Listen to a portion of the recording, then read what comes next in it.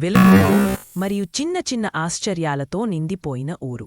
ఆహ్లాదకరమైన ఇళ్లలో ఒకటిలో వెనెల అనే పేరున్న ఒక జిజ్ఞాసాశీల చిన్న అమ్మాయి ఉండేది.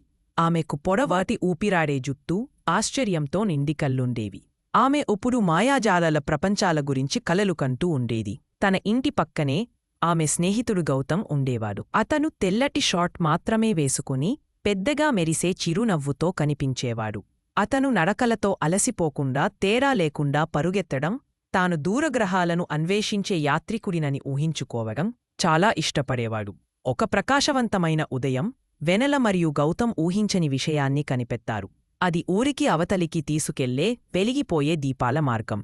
చెట్ల మధ్యలో వారు చేతితో చెయ్యి పట్టుకుని తిరుగుతూ, నవ్వుకుంటూ మెల్లగా పెదవి కదిపేలా మాట్లాడుతుండగా అకస్మాత్తుగా వారు ఓ రహస్యమైన చోటికి చేరుకున్నారు.